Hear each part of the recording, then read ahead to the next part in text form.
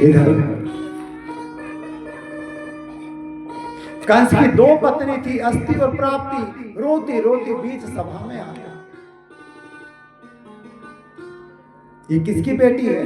जरासंध की बेटी। दोनों विधवा हो गई।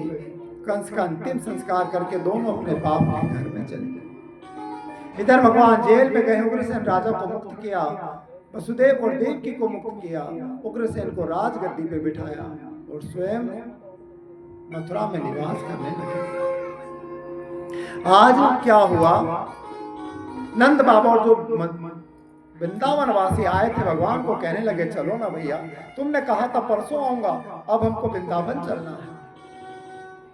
पर कृष्ण बलराम ने मना कर दिया, नहीं, अब दोबारा लौट कर ब्रज में नहीं जा सकता। सारे ब्रजवासी नंद बाबा रोते रोते गए हैं।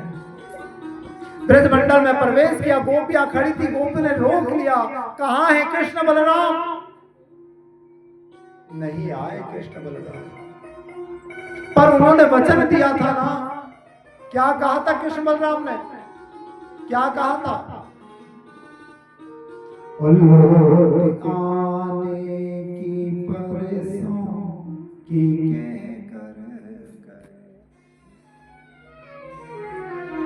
ओ श्याम आए नहीं, श्याम आए नहीं,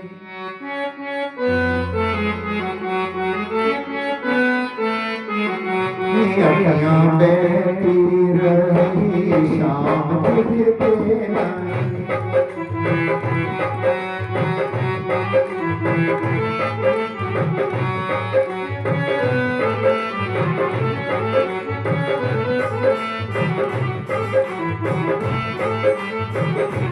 छोड़ के श्याम मथुरा में चले गए, छोड़ के श्याम मथुरा में चले गए, छोड़ के श्याम मथुरा में चले गए, छोड़ के श्याम मथुरा में चले गए। श्याम आए नहीं, श्याम आए नहीं, श्याम आए नहीं, श्याम आए नहीं, अगला बैठी गई, श्याम दिखते नहीं।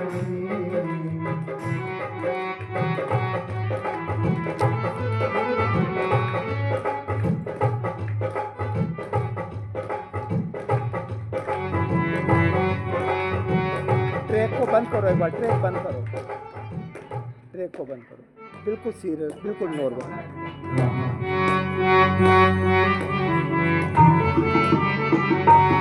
अखियां बैठी रही, श्याम दिखते नहीं, श्याम दिखती रही, श्याम दिखते नहीं।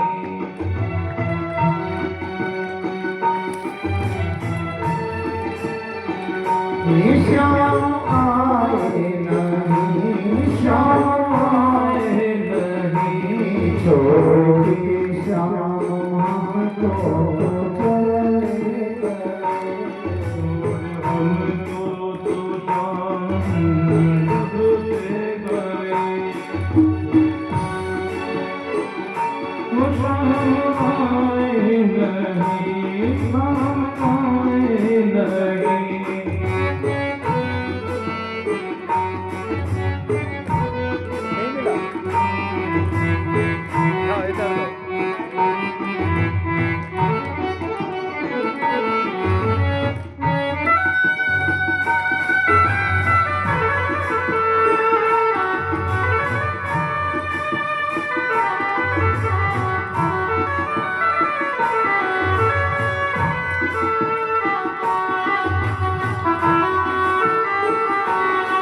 छोड़ के को हम बदलते गए, छोड़ के मोहन हमको चले गए, शाम आए नहीं, शाम आए नहीं, शाम आए नहीं, शाम आए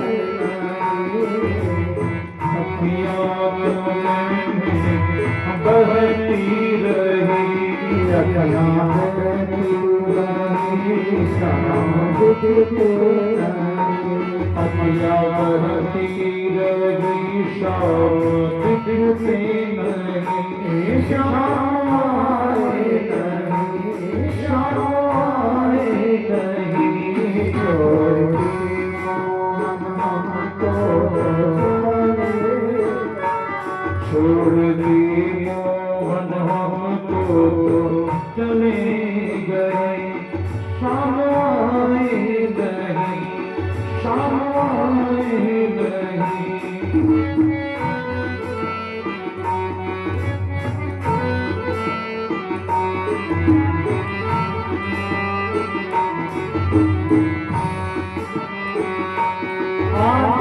गोपियां विलाप करती है, नंद बाबा को कहती है कृष्ण के बिना ब्रज की स्थिति क्या हो गई बाबा। ओ गोकुल छूटा बरसाना भी छूट गया ओ गोकुल छूटा बरसाना भी छूट गया गोकुल छूटा बरसाना भी छूट गया गोकुल छूटा बरसाना भी छूट गया ओ यमुना का किनारा यमुना का भी किनारा सूख गया हो यमुना का किनारा भी सूख गया हो यमुना का किनारा सूख गया श्याम घर छोड़ श्याम घर छोड़ श्याम घर छोड़ मथुरा में चले गए श्याम घर छोड़ मथुरा में चले गए श्याम आए नहीं श्याम आए नहीं श्याम आए नहीं श्याम आए नहीं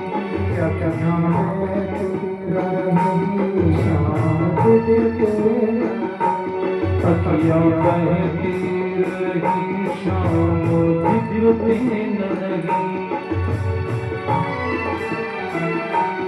अकिया बहती रही शाम दिखते नहीं शाम आए नहीं शाम आए नहीं छोड़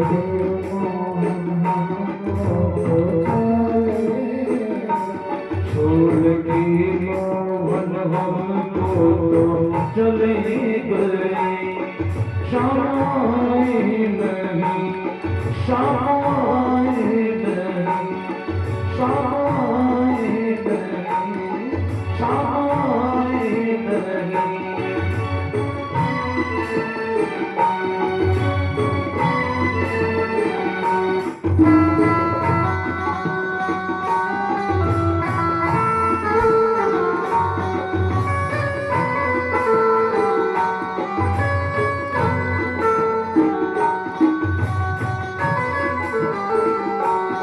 सखियां बुलाती सांवरे आओ जरा सारी सखियां भगवान कृष्ण का आह्वान करती है, पर पता है वो आने वाला नहीं है, फिर भी मन है ना उस प्रेमी के लिए मांगता है।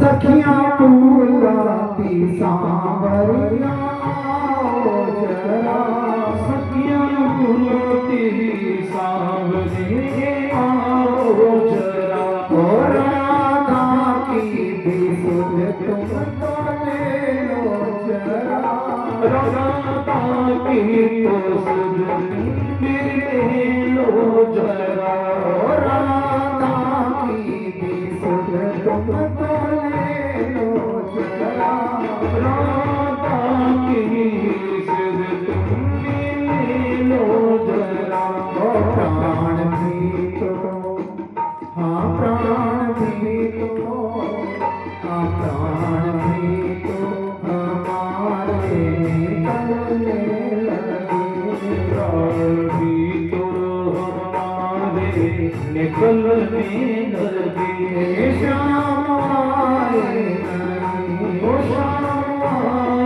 नहीं छोड़ के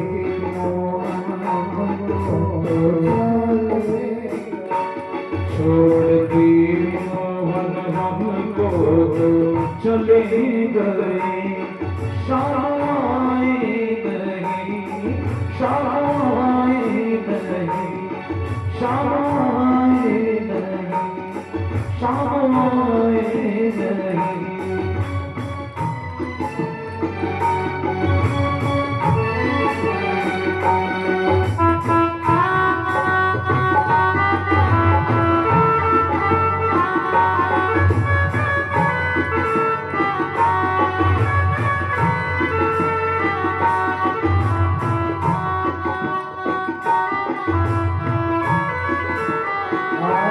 सारी सखियां विचार करने लगी, हम बुला रही हैं पर ये श्याम आने वाले नहीं हैं। पर जानती हैं अगर एक जना बुलाएगा ना तो वो जरूर आएंगे।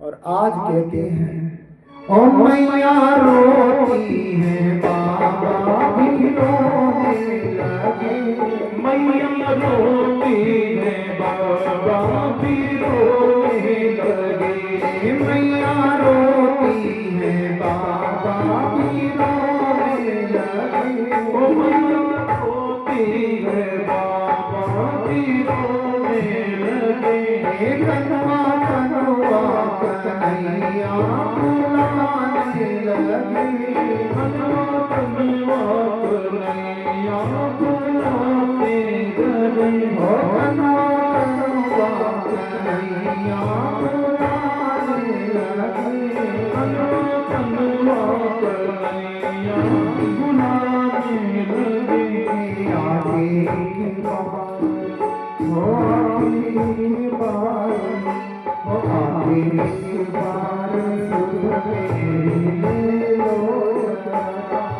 एक बार सुध मेरी ले लो जरा श्याम आए नहीं श्याम आए नहीं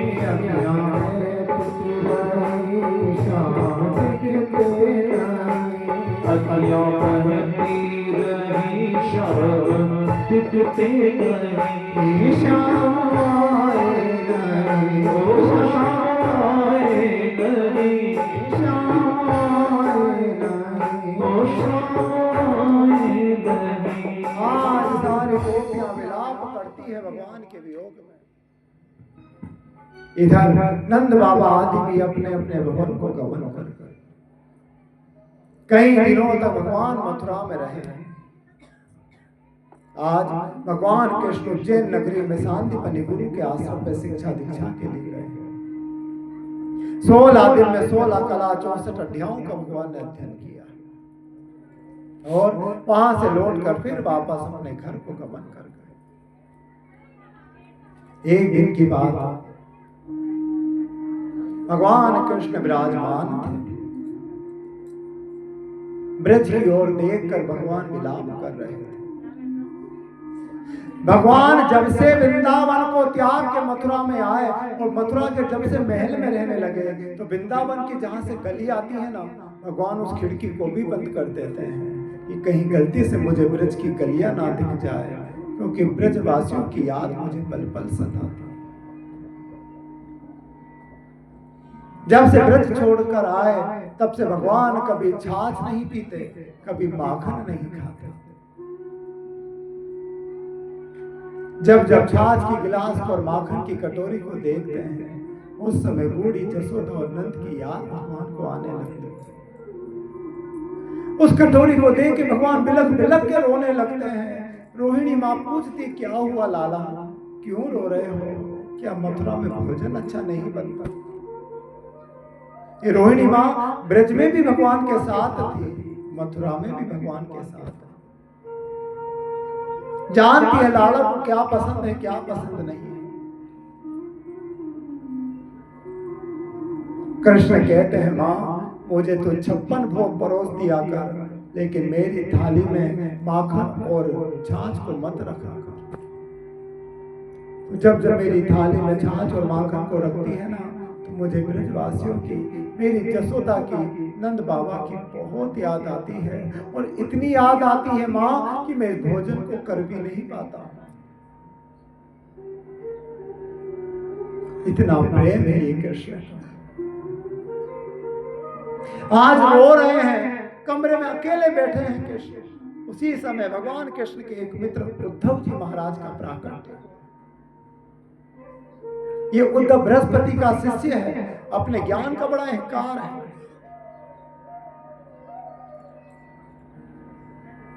आज कहते हैं उद्धव कृष्ण, क्या हुआ, क्यों विलाप कर रहे हो, क्यों रो रहे हो?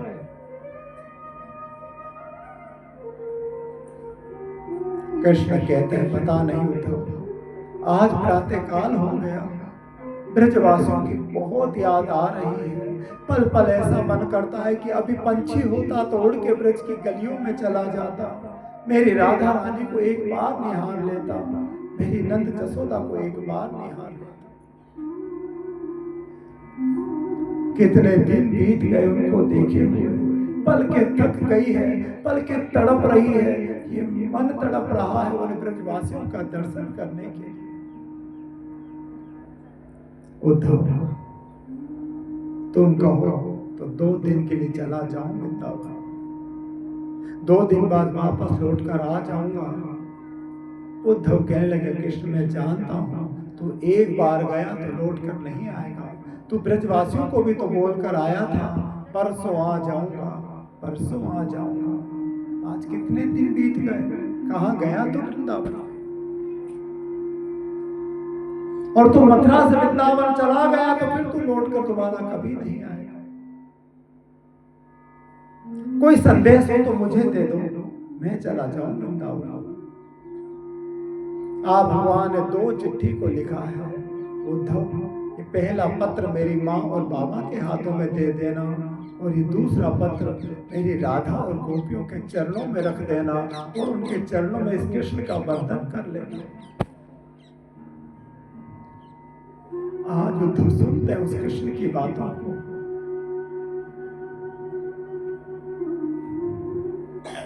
जा रहे हैं उद्धव मथुरा की।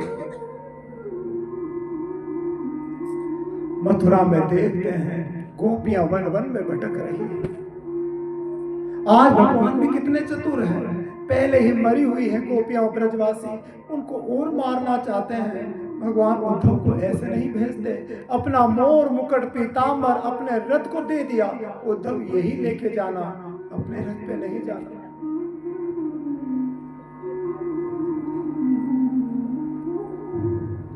आज गोपियों ने दूर से रथ को आते देखा, सारी गोपियां राजी हो गई, हमारे राम आए हैं, हमारे कृष्ण आए हैं। अरे अक्रूर इसी रथ में तो लेकर गया था कृष्ण को। सारी गोपियां दौड़ी दौड़ी आई है, इधर सारे ग्वाल बाल आज बड़े राजी हैं, हमारे कृष्ण बलराम आ रहे हैं। सारे मित्र भागने लगे, पर एक वही बूढ़ी ब्राह्मणी का लड़का श्रीधामा वो नहीं जाता। ग्वाले कहते तू नहीं जाएगा कृष्ण से मिलने। श्रीधामा कहने लगा, कौन कृष्ण, मैं नहीं जानता किसी कृष्ण को, उस छलिया कृष्ण को जानकर मैं क्या करूं। इसने पहले तो हमसे मित्रता की, और जब मित्रता प्रेम में बदला तो मित्रता को तोड़ दिया। ऐसा कैसा मित्र है वो कृष्ण, नहीं चाहिए मुझे वो कृष्ण। अरे आज मिलेगा, कल छल के चला जाएगा, छलिया का क्या भरोसा। ग्वाल बाल कहता है, श्रीधामा तुझे नहीं जाना तो मत जा, लेकिन मैं तो जाऊंगा कृष्ण को देखने। सारे ग्वाल बाल दौड़े दौड़े आए हैं और कृष्ण के रथ के पास पहुंचे। क्या देखा, जिस श्रीधामा को पीछे छोड़कर आए थे वो सबसे पहले रथ को पकड़ के खड़ा है, निहार रहा है, आंखें प्यासी है, ढूंढ रही है कृष्ण को। कहां है कृष्ण, कहां है कृष्ण। ग्वाल बालों ने कहा, क्यों रे श्रीधामा, तू तो मना कर रहा था ना आने के लिए, क्यों आया फिर कृष्ण के पास। श्रीधामा कहते हैं, आना तो नहीं चाहता था, पर ये दिल है ना, ये मानता ही नहीं है मित्रों। मुझे मेरी चिंता नहीं थी, पर यदि मैं नहीं आता तो कृष्ण के नेत्र तड़पते मुझे देखने के लिए। मैं सब सहन कर सकता हूँ, पर मेरा कृष्ण तड़पे ये मैं सहन नहीं कर सकता। मुझे अपने सुख दुख की अभिलाषा नहीं, पर मेरे कृष्ण को कष्ट हो ये मैं सहन नहीं कर सकता। लेकिन आज देखते हैं रथ पे ना तो कृष्ण है ना बलराम है, रथ पे तो वो उद्धव बैठा हुआ है।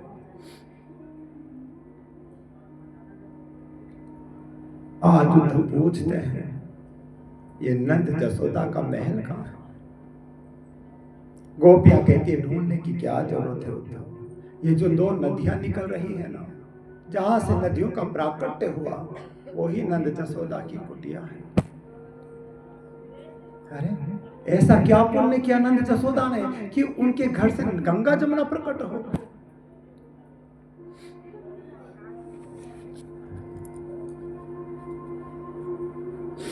आज आए हैं, क्या देखा? जब से भगवान कृष्ण गए हैं तब से नंद जसोदा के घर में चूल्हा नहीं जला, नंद जसोदा ने भोजन नहीं किया। ये आंखें ऐसी निष्ठुर है, बस अश्रुओं की धार को बरसाती जाती है। इतना रो रहे हैं नंद जसोदा कि वो आंसू ही बाहर आके नदी के रूप में बहने लगे।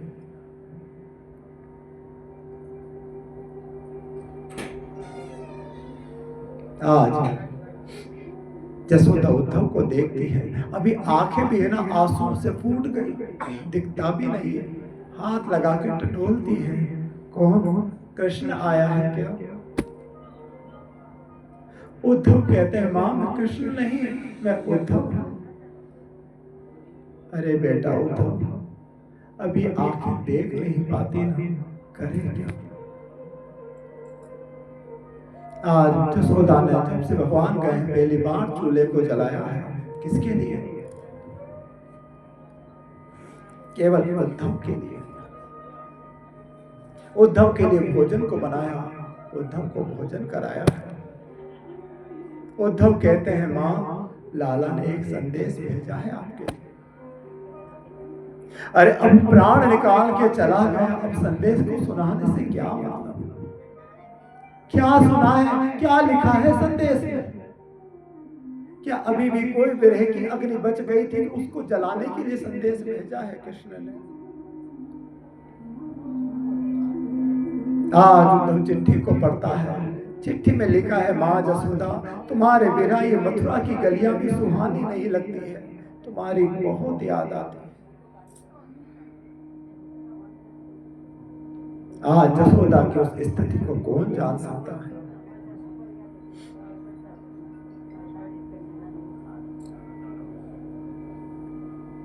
राधे राधे। तो देखिए आज जसोदा की स्थिति को, प्रातः काल होता है, जसोदा कृष्ण बलराम के कमरे में चली जाती है। जिस अवस्था में कृष्ण बलराम कमरे को छोड़ के गए थे, नंद जसोदा ने उसको छुआ नहीं। द्वार पे आती है जसोदा, गेट को खटखटाती है, लाला उठ जाओ प्यारे, उठ जाओ कृष्ण। पर अंदर से कोई आवाज नहीं आती। फिर जसोदा कहती जागो लाला, गैया रंभा के बुला रही है, गैया पुकार कर रही है कृष्ण। फिर भी कोई आवाज नहीं आती। फिर जसोदा कहती है उठ जाओ ना बेटा, ग्वाल बाल खेलने को बुला रहे हैं, उठ जाओ कृष्ण। फिर कोई आवाज नहीं आती। फिर मैया कहती है लाला तेरे लिए माखन का लोना निकाल दिया है, उठ जाओ ना कृष्ण। फिर भी कोई आवाज नहीं। आज जसोदा द्वार को खोलकर जाती है, देखती है पलंग खाली पड़ा है, ना कृष्ण है ना बलराम। जैसे ही देखा बिलख बिलख के रोने लगी है, पागलों के जैसे दीवारों को देखती है, टटोलती है कहीं मेरा कृष्ण छुप तो नहीं गया। तभी नंद बाबा आए हैं। क्यों करती है पागलों के जैसे जसोदा? अरे हमारा ही तो कर्म था जिसके कारण कृष्ण चला गया, तू ही तो उसको परेशान करती थी। वो माखन मांगता था तो माखन नहीं देती थी, तो उखल से बांध देती थी, अनेक प्रकार की यातना देती थी ना, इसीलिए चला गया कृष्ण। आज किसी माँ को कह दे कि तेरी वजह से तेरा पुत्र छोड़ के चला गया, वो कैसे सहन करेगी? आज चरणों में गिर गए नंद बाबा के, नहीं बाबा मैंने कोई अपराध नहीं किया, और यदि मुझसे कोई अपराध भी हो गया हो तो मैं कृष्ण के चरणों में गिर के क्षमा मांग लूंगी, पर एक बार मेरे कृष्ण को बुला दो, एक बार मेरे राम को बुला दो, उनके बिना ये नैन अब नहीं रह पाते बाबा। रो रही है जसोदा। संध्या का समय होता है, आरती का थाल लेके द्वार पे खड़ी हो जाती है, गैया को चरा के मेरा लाला आएगा।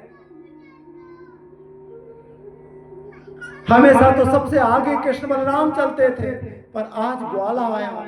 जसोदा ने पूछा कृष्ण बलराम कहां पर है? कोई जवाब नहीं। दूसरे को पूछा, तीसरे को पूछा, अंतिम ग्वाला जाने लगा। जसोदा ने पैर पकड़ लिया, तू तो बता दे कृष्ण बलराम कहां रहे? आज ग्वाला कहने लगा कहां कृष्ण बलराम? कृष्ण बलराम तो मथुरा में चले गए हैं। जैसे ही सुना मथुरा में कृष्ण चले गए, आज मूर्छित होकर धरती पे गिर गई जसोदा। उद्धव देख रहे हैं इस स्थिति को। राधे राधे। आज उद्धव पूछते हैं मां ये राधा और गोपियां कहां हैं? जसोदा कहती है किसको ढूंढ रहे हैं? राधा और गोपियों को। अरे राधा और गोपियों को तो ढूंढने की जरूरत नहीं, वृंदावन के वन में कहीं भटकती हुई मिल जाएगी। चले गए उद्धव। सारी गोपियां आज कृष्ण को उल्हाना दे रही है। तभी राधा रानी आई है। राधा रानी के चारों ओर एक भंवरा गुंजायमान हो रहा है, और यहीं पे राधा रानी ने एक गीत गाया है, मधुप कीर्तन बंधो मैस्रागी सपत्नया। आज उसी भंवरे को कृष्ण का स्वरूप मानकर आज राधा रानी अनेक प्रकार से भंवरे को ही उल्हाना देती है। मधुप कीर्तन बंधो मैस्रागी सपत्नया, कुछ बिलोलित माला कुमकुम सुबीर्णः, बैतो मधुमते स्तनमानिनी नाम प्रसादम्, यदोतसि विडम्बयम् यस्य दूतस्त्वमित्रः। अरे भंवरे तू मेरे चरणों को मत छू, तू अपने झूठे मुंह से मेरे चरणों को छूना चाहता है। एक बात विचार करो, क्या कभी पशु पक्षी का मुंह भी झूठा होता है? पर आज राधा रानी कहती तेरा मुंह झूठा हो गया भंवरे। क्यों? क्योंकि तू मथुरा की गलियों में से घूमता हुआ आया है, और वो कृष्ण है ना सदा कुब्जा के साथ रहते हैं। वो कुब्जा अपने वक्ष स्थल पे चंदन का लेप करती है, वो कृष्ण सदा कमल के फूलों की माला को पहनते हैं। कृष्ण ने जब उस कुब्जा को अपने हृदय से लगाया होगा तो उसके फूल में कुब्जा का चंदन लग गया होगा, और तूने भी रस चूसा तो उसी फूल का जिसमें कुब्जा का चंदन लगा था वो चंदन तेरे होठों पे लग गया, तेरा मुंह भी झूठा हुआ। अनेक प्रकार से उल्हाना देती है। देख भंवरे तेरे में कृष्ण में कोई भेद नहीं, वो भी काला तू भी काला, वो भी छलिया तू भी छलिया। कृष्ण ने क्या किया? हमसे प्रेम किया, और जब मन भर गया तो हमको त्याग के चला गया, पीछे मुड़ के नहीं देखा। ब्रज की स्थिति क्या है? ऐसा ही तू है, पहले तो फूलों के रसों को चूसता है, और जब उन फूलों से मन भर जाता है तो उन फूलों को मुड़कर नहीं देखता कि वो फूल मुरझा रहे हैं या खिले रहे हैं। अनेक प्रकार की उल्हाना दी, लेकिन ये प्रेम है ना, उल्हाना भी दे तो कब तक दे? फिर राधा कहती है भंवरे एक बात तो बताओ, ब्रज में हम मथुरा में हमारे कृष्ण कैसे हैं? उनको कोई कष्ट तो नहीं है ना, वो कुब्जा उनकी सेवा तो करती है ना, वो रोहिणी माँ उसका ध्यान तो रखती है ना, वो जसोदा उनको दूध का पान तो करा देती है ना। तरस गई आंखें उस कृष्ण को देखने के लिए। जाकर कह देना उद्धव कि यदि कभी तुम्हें दासी की जरूरत पड़े तो ब्रज की गोपियां आज भी तैयार हैं कृष्ण, तुम एक बार आवाज दे देना, ये दासियां दौड़ी दौड़ी तेरे चरणों में आ जाएगी।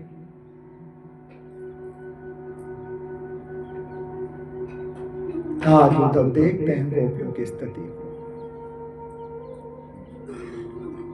आज उद्धव आए, उद्धव अनेक प्रकार का संदेश देते हैं गोपियों, वो कृष्ण किसी के प्रेमी नहीं है, वो तो पूर्ण ब्रह्म परमात्मा है। जैसे ही सुना सारी गोपियां ठठा के हंसने लगी। वाह रे उद्धव, तुझको भी छल लिया उस गोविंद ने, तुझे अपना वाहक बनाकर भेजा है क्या? उद्धव तू नहीं जानता उस छलिया की लीला को, पर हम जानते हैं। कौन सा कृष्ण है? भगवान है वो कृष्ण जो हमारे गोबर की परात उठाया करता था, या वो कृष्ण जो हमारे चीर घाट पे वस्त्रों को चुराया करता था, या वो कृष्ण जो हमारे माखन को चुराया करता था, या वो कृष्ण जो हमारी पनघट पे मटकी को उठाया करता था, या वो कृष्ण जो हमारी गैया को चरा के लाता था, या वो कृष्ण जो हमारे साथ प्रेम से भोजन किया करता था।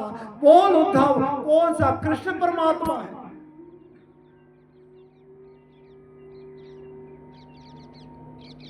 उद्धव, ये ज्ञान सिखाने के लिए तो तेरे को कृष्ण ने भेज दिया, पर उस छलिया ने एक कमी कर दी। क्या? इस शरीर में मन एक ही भेज दिया,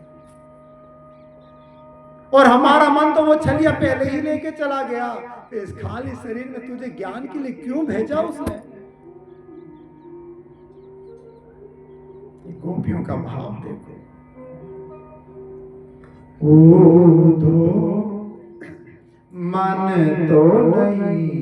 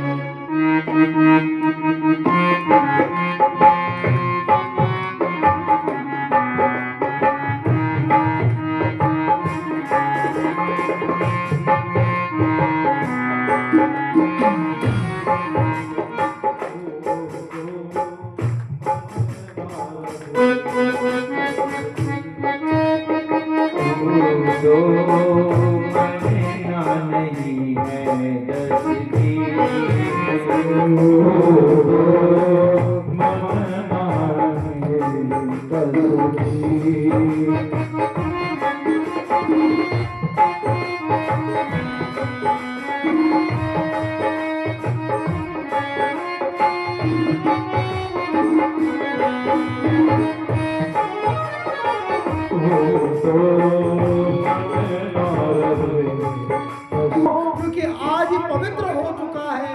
आज इसने उस नाम को जप किया है जिसको ब्रह्मा शिव सदा नित्य जाप करते हैं।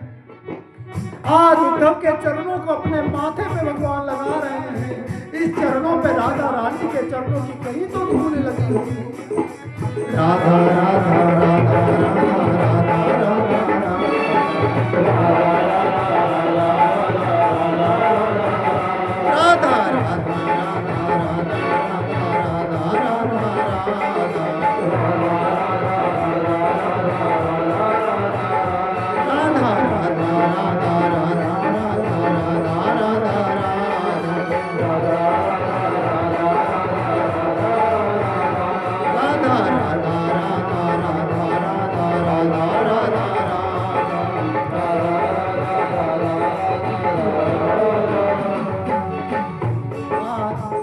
केवल एक नाम उद्धव के मुख से निकल रहा है। आज भगवान ने उद्धव को पकड़ के अपने हृदय से लगा लिया। आज लगने लगा मान लो कोई ब्रजवासी हृदय से लगा। कभी उद्धव गले से नहीं लगे कृष्ण के, पर जब से ये राधा नाम का कवच ओढ़ा है, आज भगवान ने उसको भी अपने हृदय से लगा दिया। उद्धव जा आए ब्रज में, जैसे कृष्ण छुआ, उद्धव ने कृष्ण के हाथ को हटा दिया, छलिया मत छू मेरे हाथों को। अरे आज ज्ञान हुआ कि प्रेम की परिकाष्ठा तू नहीं, प्रेम को जानने वाली तो वो गोपी और राधा है कृष्ण। क्या तुझे उनके प्रेम में उनसे छल करते तुझे दया नहीं आई कृष्ण? उन्होंने इतना तुझे चाहा, इतना तुझे प्रेम किया, और अंत में तूने क्या किया? उन सबको ही त्याग दिया। उद्धव कहने लगे कृष्ण हमेशा तेरा नाम लिया, पर अब तो तेरा नाम भी लेता हूं तो भय लगता है कहीं तेरा गुण मुझ में नहीं आ जाए, कहीं मैं तेरा जैसा छलिया नहीं बन जाऊं। कृष्ण समझ गए, आज समझ गया है ये प्रेम की परिकाष्ठा। आज उद्धव को कृष्ण कहते हैं एक बात तो बताओ, कैसी है राधा?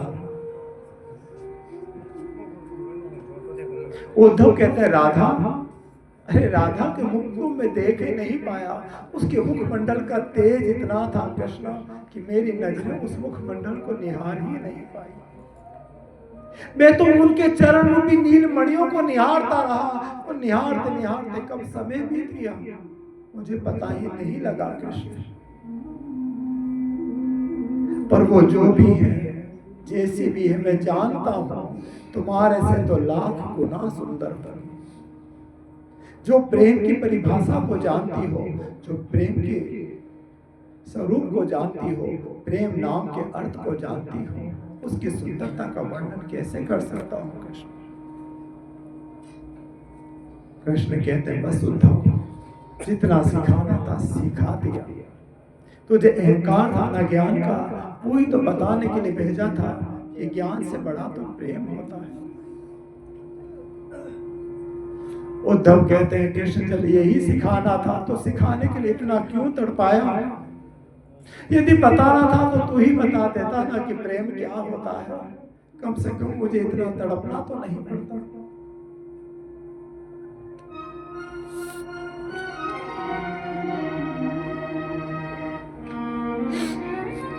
आज उद्धव कहते हैं, और सही बात है, प्रेम को जो समझ गया ना वो उसके अर्थ को समझ पाता है।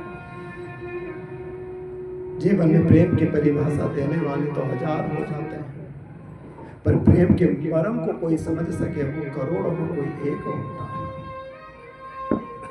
उद्धव कहते मैं समझ गया, आज के बाद इस ज्ञान का पिटारा कभी नहीं रखूंगा कृष्ण। बस ये राधा नाम जीवन में मिल गया, इससे बड़ा और कोई नाम मुझे नहीं चाहिए कृष्ण। आज उद्धव जब 24 घंटा कृष्ण कृष्ण भजता था, आज 24 घंटा केवल एक ही नाम है, राधा राधा राधा राधा राधा राधा राधा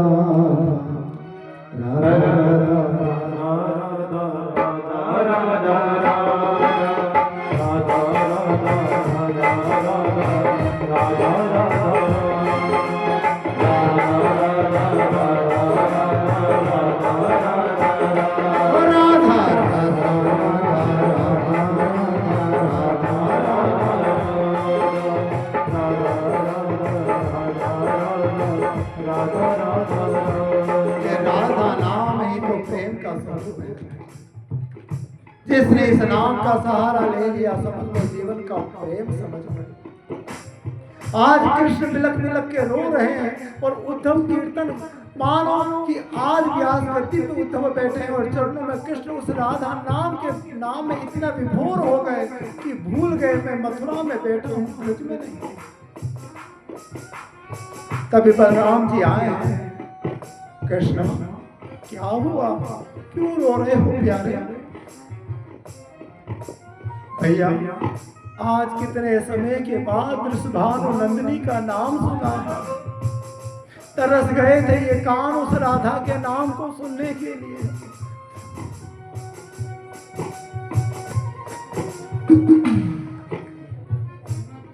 आज कहते हैं बलराम तो तू चला जाता ना, क्यों नहीं गया वृंदावन? कहा मैं चला जाता तो वो राधा का प्रेम मुझे लौट कर कहाँ आने देता।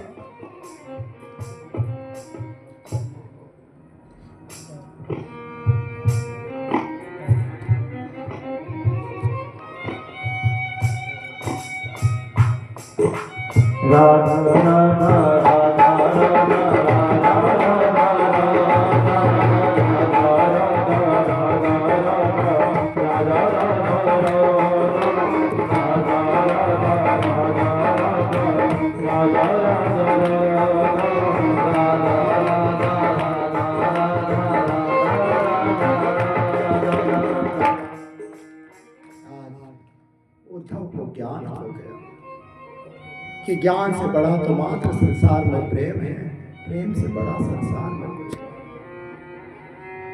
कई दिनों तक भगवान ने निवास किया है। इधर कंस के ससुर, जिसका नाम जरासंध, आज जरासंध आया है, मथुरा पे आक्रमण किया है। कृष्ण बलराम ने युद्ध किया, युद्ध करते करते जरासंध को पराजित कर दिया। 16 बार आक्रमण किया, 16 बार पराजित किया। 17वीं बार काल यवन को साथ में लेकर आए। आज काल यवन के साथ युद्ध करने लगे और युद्ध करते करते आज भगवान मथुरा को त्याग दिया और सीधा धौलपुर की गुफा में प्रवेश कर दिया। वहीं पे एक पुरुष लेटा हुआ था। भगवान ने अपनी पीताम्बरी को उठाया, उस पुरुष के ऊपर डाल दिया।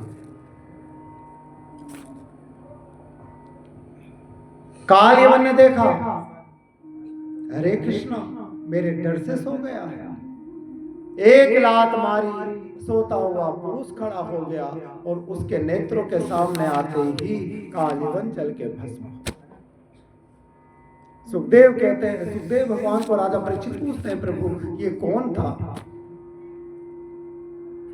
और इसको ऐसा क्या वरदान मिला था कि काल यवन भस्म हो?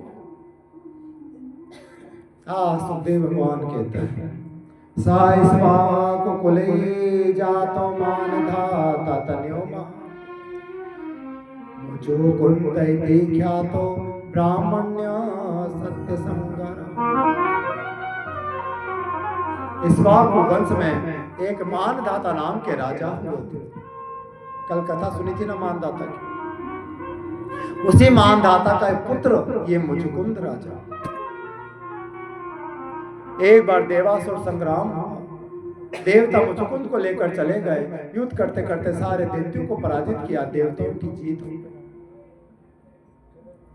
देवताओं ने कहा, मुचुकुंद वरदान मांगो, क्या चाहिए?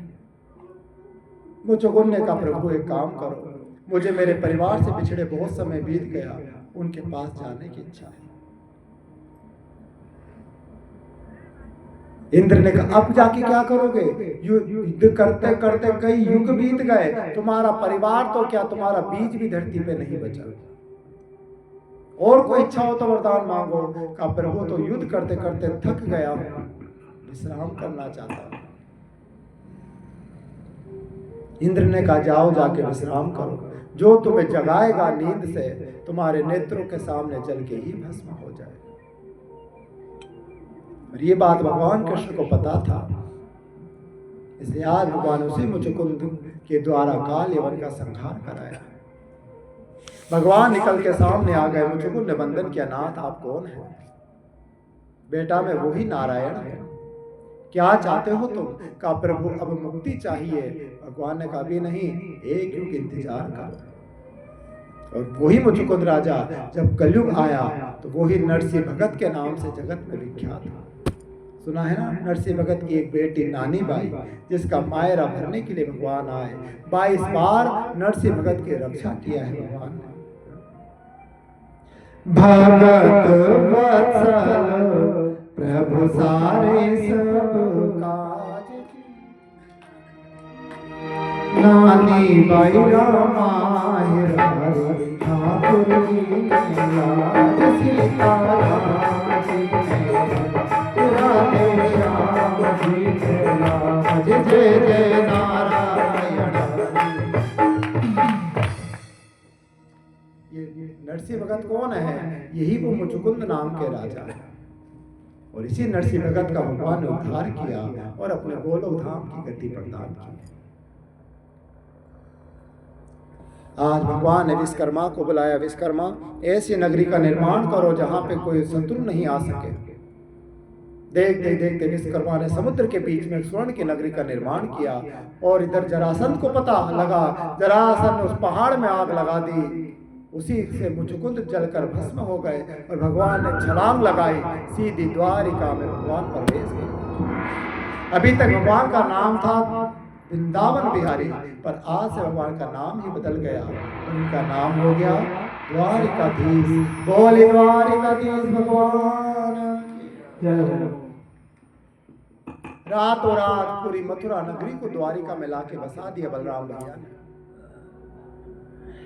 कई समय तक समय व्यतीत हुआ, अब भगवान विचार करने लगे, बहुत समय हुआ, अब एक दो शादी वादी कर ले, कुम्हारापन भी लंबा अच्छा नहीं लगता। राधे राधे। लेकिन अभी बड़े भैया कुंवारे हैं, छोटे की शादी कैसे हो जाए? तो आज सुखदेव भगवान कहते हैं तो बलराम जी की शादी किससे हुई? का रेवत नाम के एक राजा थे, सतयुग में ब्रह्मा जी के पास चले गए। उस समय ब्रह्मा जी के सामने अप्सराएं नाच रही थी। जैसे नृत्य आयोजन पूरा हुआ, ब्रह्मा ने कहा, अरे रेवत राजा क्यों आए हो? रेवत कहने लगा, मेरी बेटी है रेवती, इसके विवाह के लिए छोरा बताओ। ब्रह्मा ने कहा, मूर्ख, अगर यही चाहिए था तो आते ही पूछ लेता।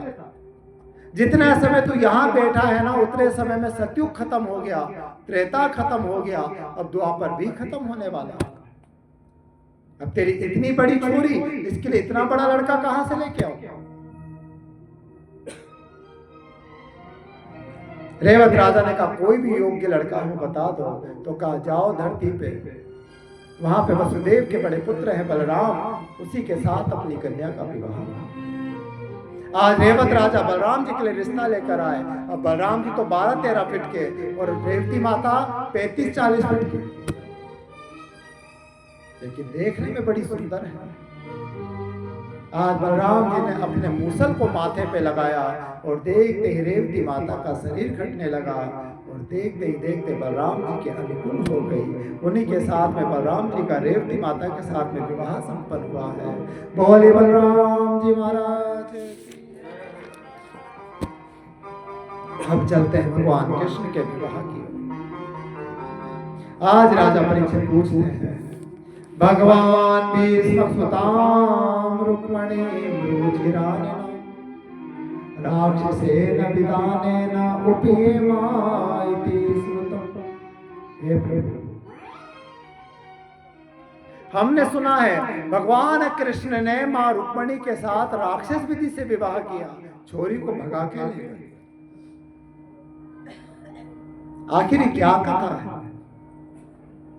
भगवान कहते हैं, सुनो भैया, राजा से भीष्मको नाम विदर्भाधिपतिर्महा तस्य पंचभवन पुत्रा तन्निकाचिवरानः रुक्मग्रजो रुक्मरतो रुक्मबाहुरनन्तरा रुक्मकेशो रुक्ममाली रुक्मिणी सांस्वसासति।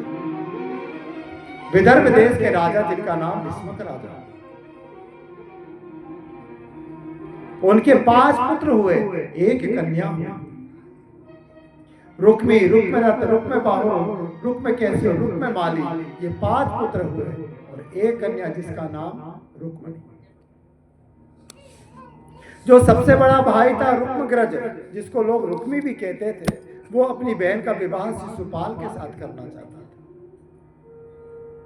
इसीलिए उसने संदेश भेज दिया, शिशुपाल के पास बारात लेकर आ जाओ, मेरी बहन से विवाह कर। लेकिन इसके और जो भाई थे, इसके जो पिता थे, वो भगवान कृष्ण को अपनी बेटी देना चाहते थे, लेकिन रुक्मी के भय के कारण कोई बोल नहीं सकता था। और आज रुक्मिणी भी भगवान कृष्ण को ही अपने मन ही मन में पति मान चुकी थी। इधर संदेश भेजा किसने? रुक्मी ने, और इधर संदेश भेजा मां रुक्मिणी ने। किसको? भगवान कृष्ण। ब्राह्मण संदेश लेकर गया। संदेश रुक्मिणी ने के भगवान कृष्ण के हाथों में दिया। भगवान ने अपने हृदय से लगा के माथे पे लगा लिया, चूम लिया, संदेश को खोल के पढ़ने लगे। सुनना है क्या तुमको भी चिट्ठी? रुक्मणी माता ने जो चिट्ठी लिखी है सुननी है क्या? किस किस को सुननी है? हाथ ऊंचा करो जिसको सुनना है। वाह, सोनू महाराज सुनना है?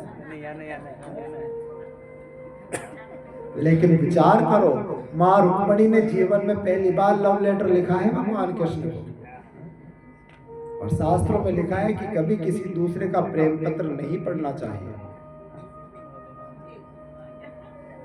बोलो, सुनना है क्या तुम लोगों को? है? एक दो तो कह रहे सुना तो महाराज हम भी लिख देंगे एक दो। तो सुन, श्रुतवा गुणान भुवन सुंदर सुरतां तेरे। सबसे पहले संबोधन देखो कितना सुंदर किया। मां रुक्मणी लिखती है, हे भुवन सुंदर। पहले होता था ना, पोस्ट कार्ड चिट्ठियां भेजा करते थे, तो चिट्ठी में सबसे पहले संबोधन सुंदर होना चाहिए। चिट्ठी पढ़ते थे तो सबसे पहले संबोधन पढ़ा करते थे, क्या लिखा है। आज मां रुक्मणी ने भी बड़ा सुंदर संबोधन लिखा, हे भुवन सुंदर। जब मां की भगवान राम को संदेश भेजती थी तो क्या लिखती थी? क्या लिखती थी मां जानकी? हे करुणानिधि। और जब मां राधा भगवान कृष्ण को संदेश भेजती तो क्या लिखती थी? हे श्याम सुंदर। मां रुक्मणी कहती है, नाथ जब से मैंने आपकी लीला महिमा आदि को सुना है तब से मैं अपने तन मन को आपको ही समर्पित कर चुकी हूँ। आपकी लीला जस गुण आदि को सुना और उसको सुन के ही मैं आपकी दासी बन गई। मेरा भाई उस शिशुपाल नाम के गीदड़ से मेरी शादी करना चाहता है, पर मैं जानती हूँ आप साक्षात नरसिंह हो और मैं आपकी शेरनी हूँ। कहीं ऐसा नहीं हो कि सिंह की शेरनी को कोई गीदड़ भगा के ले जाए। प्रभु आप आ जाओ समय पर और मुझे लेके चले जाओ। पर आप इस चीज की भी चिंता मत करना, मैं कैसे लेके जाऊं उसका भी मैं तरीका बता देती हूँ। अंत पुरांत चरे मणि अंत्य पर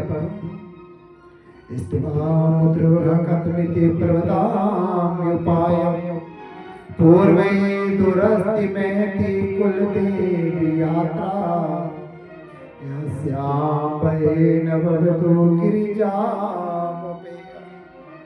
हमारे परिवार का नियम है कि जब कन्या का विवाह होता है ना तो वो अंतपुर में हमारे गौरी माता का मंदिर है, उस गौरी का पूजन करने जाती है।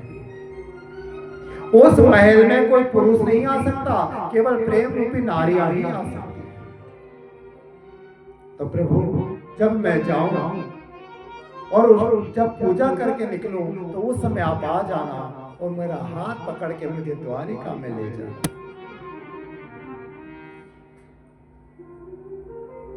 सारा चिट्ठी में सारा वर्णन कर दिया। अब बताओ इसमें गलती हमारे छोरा की कि तुम्हारी छोरी की? किसकी गलती है? तो मुझे पता था सांबर की छोरियां नहीं है, मानेंगी थोड़ी ना। आज भगवान के ने देखा चले गए, उनको भी बुला लो, वहां से आएंगे कि सामने से अंदर ही?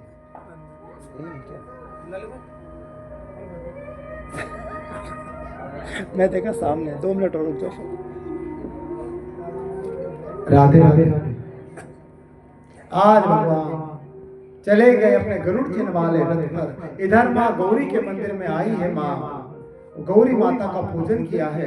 माँ गौरी के गले में माला थी, निकल के रुक्मणी के गले में आ गई। मानो माँ ने आशीर्वाद दिया है कि जाओ कृष्ण ही तुम्हारे पति प्राप्त हो। रुक्मणी को पता है कि आज भगवान जरूर आएंगे, इसलिए आज अपनी सखियों को कहती है, हे सखियों मुझे ऐसा सजा दो कि जिसको देखकर भगवान मुझे अपना बना। तो आज माँ रुक्मणी अपने भाव को सखियों को प्रकट करती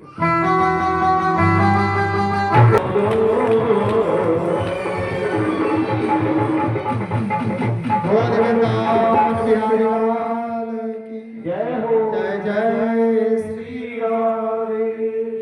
आज ऐसे ही माँ रुक्मणी ने माँ गौरी का पूजन किया। उधर गरुड़ चिन्ह वाले रथ पर बैठकर भगवान आए हैं और भगवान ने एक कमान को खींचा, सीधा रथ अनंतपुर में प्रवेश कर गया। आज माँ रुक्मणी विराजमान थी। माँ रुक्मणी का हाथ पकड़ा और रथ पे बिठाकर अपने द्वारिका की ओर गमन कर गए। जितने भी सैनिक थे पीछे पीछे भागने लगे। ले गयो, ले गयो, ले गयो, बोली द्वारिका नाथ भगवान द्वारिका की ओर लेके जाने लगे। रुक्मी और शिशुपाल आए हैं। रुक्मी शिशुपाल के साथ बलराम जी महाराज ने युद्ध किया और इधर कृष्ण और माँ रुक्मणी द्वारिका की ओर गमन कर गए। इधर द्वारिका में भगवान आए हैं और द्वारिका में विधि विधान से भगवान का विवाह हुआ है। अब चलते हैं भगवान के विवाह की ओर। बोले रुक्मण गोविंद भगवान की। आज मेरे पिए घर आज मेरे पिए सभी मंगल करो शुरू करो। देखिए आज कथा यही रुक्मणी मंगल पे विश्राम होगी। कल की कथा में सुदामा जी महाराज का चरित्र और कल भागवत जी की विदाई और भागवत जी का चिट्ठा। जिसने भी 7 दिन कथा ना सुनी और यदि वो एक बार भागवत का चिट्ठा सुन ले तो 7 दिन की कथा सुनने का पुण्य जी को प्राप्त होता है। तो कल वही भागवत का चिट्ठा और भागवत जी की विदाई हुई। परसों भागवत जी का हवन हुआ। हाँ तो भगवान को लिया भगवान की जय हो। द्वारिका में माँ रुक्मणी के साथ भगवान का प्रवेश हुआ।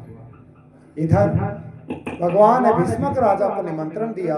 भीष्मक राजा सपत्नी आए हैं और उन्होंने ही वहां पे माँ रुक्मणी के साथ में भगवान का मंगल विवाह किया है। थोड़ा बैठ जाओ, बैठ के आनंद से देखो।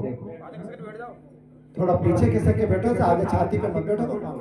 पीछे हाँ भगवान का वरमाला करो, मंगलाचरण करो और क्या मंगलाचरण से करो।